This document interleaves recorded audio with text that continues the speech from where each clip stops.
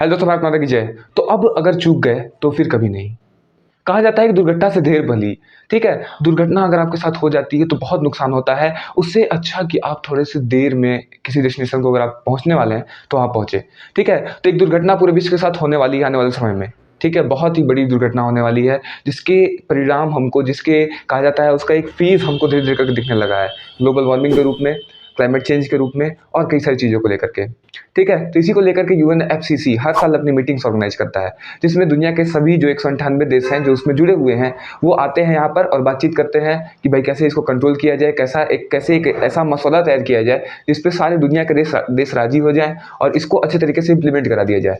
तो ये मीटिंग्स हर साल होती हैं, इस साल भी हो रहा है। ठीक है, पिछले साल स्कॉटलैंड में हुआ था, जहाँ पे हमारे देश ने पूरा डंके की चोट पे कहा था कि 2070 तक हम अपना नेट जीरो इमिशन कर देंगे, यानी कि जितना हम कार्बन डाइऑक्साइड को इमिट करेंगे उतना हम सोख भी लेंगे। दुनिया में भूटान एक ऐसा देश है, आप लोग को आश्चर्य होगा ये जान करके कि वो जितना कार्बन डाइऑक्साइड का इमिशन करता है उतना ही कार्बन डाइऑक्साइड को अवशोषित भी कर लेता है, सोख भी लेता है, जो कि एक बहुत अच्छी बात है। और बाकी भारत से, चाइना से और इधर उधर के देशों से, मतलब कि नेपाल वेपाल से और भी जो कार्बन डाइऑक्साइड जाता है उसको भी अवशोषित कर लेता है। तो भूटान के लोग बहुत ही, मतलब कि पर्यावरण को लेकर के बहुत ज़्यादा कंसर्न है। ठीक है, बहुत ज़्यादा सोचते हैं लोग और बहुत ही ज़्यादा, मतलब कि पर्यावरण को लेकर के चिंतित हैं, जिसकी वजह से हमको ये सब चीज़ें देखने को वहाँ पे भूटान में मिलती हैं। ठीक है, तो अब इसको समझते हैं कि सीओपी का जो मीटिंग ये हो रहा है, ठीक है, ये इतना खास क्यों है। बहुत ही खास है ये, और इसमें क्या क्या तथ्य वहाँ पे रखे गए हैं उसके बारे में बताऊंगा आपको। इसमें सबसे पहली बात है ये है कि जो पेरिस में 2015 में एक एग्रीमेंट हुआ था, जिसके तहत ये कहा गया था कि दुनिया के जो विकसित देश हैं, जो विकास कर चुके हैं, वो लोग, जो दुनिया के विकासशील देश हैं, उनको $100 अरब का अनुदान देंगे, जिसके तहत वो अपनी, मतलब की चीज़ें खरीद सकें, भाई टेक्नोलॉजी को वगैरह को इम्प्लीमेंट करके जो कार्बन का उत्सर्जन है, कार्बन डाइऑक्साइड का उत्सर्जन है, उसको कम कर सकें। ठीक है, लेकिन मजे की बात तो ये है, या मजे की बात क्या क्या कहा जाए इसको, दुर्भाग्य की बात ये है कि दुनिया के देश पिछले 10 सालों में इस पर अच्छे तरीके से बातचीत ही नहीं करते हैं, खास करके दुनिया के जो विकसित देश हैं वो, है ना।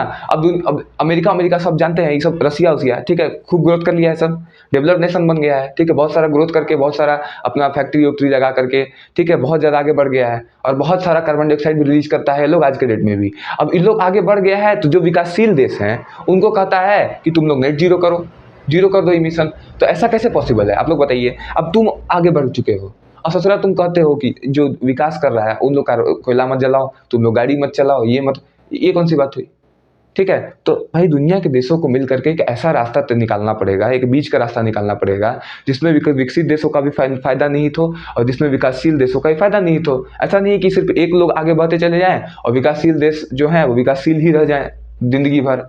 ठीक है, तो भाई ये सब चीज़ें हैं। तो मैं आपको समझाता हूँ आपको कि देखिए, जो सीओपी की जो 27th मीटिंग जो हो रही है, सीओपी यानी कॉन्फ्रेंस ऑफ पार्टीज, इसका फुल फॉर्म होता है, इसकी जो मीटिंग हो रही है वो अल शेख इजिप्ट के अंदर में हो रही है। समझ में आ रहा है कि नहीं आ रहा है। तो देखिए यहाँ पर तो मीटिंग जो हो रही है, बहुत खास 198 देश दुनिया के इसमें भाग लेने वाले हैं। ठीक है, देखिए क्या होता है, मतलब मेंबर्स हैं। अब देखते हैं कितने, मतलब मीटिंग हो रही है, कितने लोग भाग लेते हैं, क्या करते हैं, ये बात की बात है। Helping developing Nations in concert of developed nation. ठीक है, इसका मतलब कि यही था कि भाई जो डेवलपिंग नेशंस है उनको मदद करनी चाहिए। ठीक है, तो इससे हमेशा से जो विकसित देश है भागते रहे, मैंने आपको बता दिया है। देखिए, एग्रीमेंट ऑफ पेरिस जो 2015 में हुआ था, उसके तहत $100 अरब का अनुदान देना है विकसित देशों को, विकासशील देशों के लिए। तो ऐसा ये लोग नहीं करता है, सभी लोग भागता है। ठीक ना, कहता है कि टेक्नोलॉजी खरीदो। अरे टेक्नोलॉजी कहाँ से खरीदें, पैसा है ये नहीं है। विकसित जो देश है दुनिया के, पैसा है ये नहीं उन लोगों के पास टेक्नोलॉजी खरीदने के लिए। कहता है उन लोग को देना चाहिए ना। अब सोलर पैनल से बनाना है भाई, हमको हीट जो सन से आ रही है, सन की रेस से हमको बिजली बनाना है।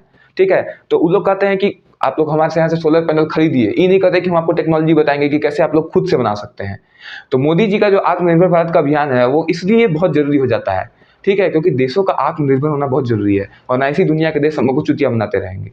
चलिए देखिए आगे यहाँ पर, meeting under United nation framework convention of climate change, ये एक संस्था है। ठीक है, जब ये बना हुआ है, लेकिन आज तक ये कभी जिंदगी में एक प्रॉपर तरीके का इम्प्लीमेंटेशन करके अभी तक ये सब कुछ कर नहीं पाए हैं। ठीक है ना, बस बना हुआ है United nation framework convention of climate change. बस इनकी जिम्मेदारी है कि भैया हाँ तुम, ठीक है, तुम बन गए हो, तुम अब देखो दुनिया में कैसे क्या होगा, क्लाइमेट चेंज वगैरह का कार्यक्रम तुम अपना समझो। ठीक है, तो यूनाइटेड नेशंस के अंदर ये काम करता है। ठीक है, दुनिया के देश इसमें मिले हुए हैं। देखिए यहाँ पर, तो अगर नहीं समझे तो आगे क्या, अगर हम लोग अभी भी नहीं समझ पाए तो 2080 तक क्या होगा, इसकी आप कल्पना भी नहीं कर सकते हैं। कल्पना क्या करना है, आज भी देखिए ना यार, आज भी आप लोग देखिए क्या क्या चीज़ें बदल गई, चीज़ें की नहीं चीज़ें बदल गई। पहले हम लोग जब जाते थे रामलीला देखने, जब छोटे-छोटे थे तो स्वेटर पहन के जाते थे, ठीक ना? रामलीला देखने जाते थे स्वेटर पहन के। आज आज पता ही नहीं चल रहा है, नवंबर आ गया है, पता ही नहीं चलता उतना ठंडी है कि नहीं है ना? तो दशहरा का जब टाइम आता है ठंडी पड़ती ही नहीं है। तो ठंडी साल दर साल कम होते जा रही है, ठंडी का मौसम जो है वो कम होते जा रहा है, जो टाइम पीरियड है वो कम होते जा रहा है। तो इसका सबसे बड़ा मुख्य कारण क्या है? Global warming, pollution. कोई भी चीज़ गड़बड़ा के देखिए, इस बार जो हमारी धान की खेती है इस बार, ठीक है, धान की फसल की रोपनी जो हुई है लगभग 2 महीने बाद हुई है। अधिकतर किसानों ने 2 महीने 2.5 महीने के बाद किया है। अब जिनके पास मोटर था, पंप था, वो लोग तो भाई लगा के थोड़ा बहुत कर लिए, लेकिन जो आसमान से जो बारिश गिरती है उसका बात कुछ अलग रहता है, ठीक है? तो ये सब परिवर्तन हो रहा है संसार में, ये परिवर्तन आपको चेता रहा है, दुनिया के देशों को चेता रहा है कि भाई संभल जाओ, वरना आगे रास्ता बहुत ही कठिन होने वाला है, ठीक है? देखिए यहाँ पर अगर हम लोग 2000 अभी नहीं संभले, अभी हम लोग कुछ नहीं किए, जैसे चल रहा है चलने दिए, ठीक ना? तो 2080 तक क्या होगा इसके बारे में देखिए आप लोग। तो पहले तो पिछले 100 सालों में 10 सबसे गर्म जो शहर है वो 2001 के बाद के हैं, ठीक है? सबसे बड़ी बात नोट करने वाली यहीं पर है कि जो दुनिया में जो 10 सबसे गर्म साल हुए हैं, ठीक है, वो 2001 के बाद के हैं, ठीक है? सबसे गर्म 10 साल, है ना? आप लोग देख लीजिए स्थिति, मतलब 2001 के बाद कितना कुछ दुनिया में बदल गया, है ना? ग्लोबल वार्मिंग की वजह से बहुत सारी समस्याएं हो रही हैं। ग्लोबल वार्मिंग, अर्थ का टेम्परेचर बढ़ जाना, ये होता है ग्लोबल वार्मिंग, ठीक है? तो ग्लोबल वार्मिंग बढ़ रही है यानी अर्थ गर्म हो रहा है धीरे धीरे करके, ठीक है? हमारा जो ब्लू प्लेनेट है वो एकदम रेड प्लेनेट में धीरे धीरे चेंज होने के चेंज हो रहा है ना?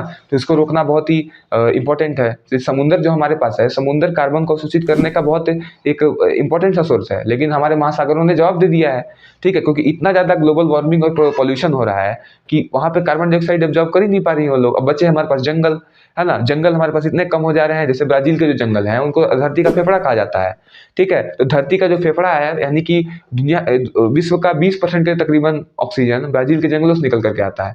तो बहुत ही इंपॉर्टेंट ब्राज़ील के जंगल हैं और वहाँ भी भयंकर कटाई चल रही है ना? डिफॉरेस्टेशन एकदम बहुत ही तेज़ी से चल रहा है।